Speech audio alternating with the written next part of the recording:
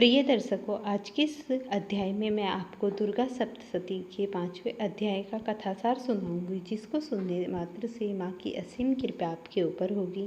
तो ध्यानपूर्वक इस अध्याय को सुनिए।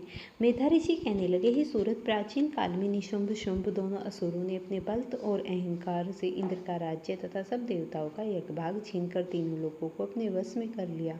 उन्होंने दोनों राक्षसों ने सूर्य, चंद्रमा, कुबेर, यम, वरुण, पवन और अग्नि के भी अधिकार छीन लिए और देवताओं को परास्त करके राज्य से निकाल दिया। तब असुरों के डर से कांपते हुए देवता अपराजित देवी को स्मरण करने लगे। देवी ने हम लोगों को वर पर दिया था कि विपत्ति पड़ने पर मेरा स्मरण करोगे तो मैं तुम्हारी विपत्तियों को नष्ट करूंगी। ऐसा निश्चय कर सारे देवता पर्वतराज हिमालय पर पहुंचकर विष्णु माया की स्तुति करने लगे।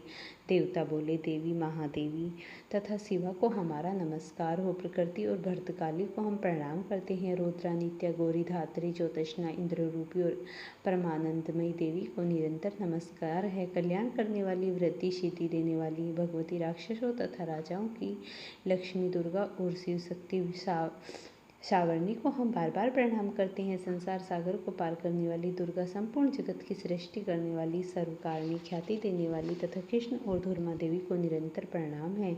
अति सौम्य अर्थात विद्या रूप से संसार को दुख नष्ट करने वाली तथा अति रौद्र अर्थात अविद्या रूप से संसार में प्रकृति कराने वाली देवी को विनीत भाव से हम बार बार प्रणाम करते हैं। मेधा ऋषि बोले, हे राजन, चंडमुंड की यह बात सुन शुंभ व सुग्रीव नामक एक दूत देवी के पास भेजा और उसने कहा, मेरी यह आज्ञा है, सुनाओ।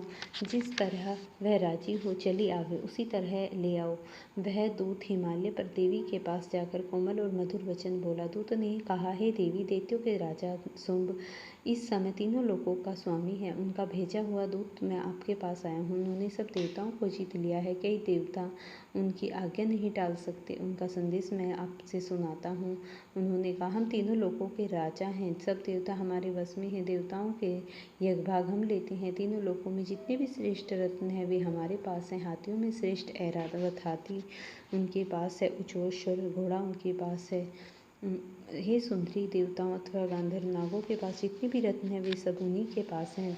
हम तुमको सब स्त्रियों में रत्न स्वरूप समझते हैं, इसीलिए तुम हमारे पास चली आओ, क्योंकि इस समय सभी रत्नों का भोग हम ही करते हैं। तुम चाहो हमारे पास रहो या हमारे छोटे भाई महाप्रक्रमी निशुंभ के, जहाँ तुम्हारी इच्छा हो सो आकर रहो, क्योंकि तुम रत्न रूप हो। हमारे पास रहोगी तो तुम्हें अतुल्य ऐश्वर्य प्राप्त होगा। इन बातों का विचार करके वह हमारी स्त्री बनो। ऋषि बोले, दूत ने के यह कहने पर जगदात्री भगवती मुस्कुराकर गंभीर शब्द बोली। देवी ने कहा, तुमने जो कहा वह सब सत्य है, इसमें झूठ कुछ भी नहीं है। और शुंभ निशुंभ ऐसे ही दुष्ट पराक्रमी हैं।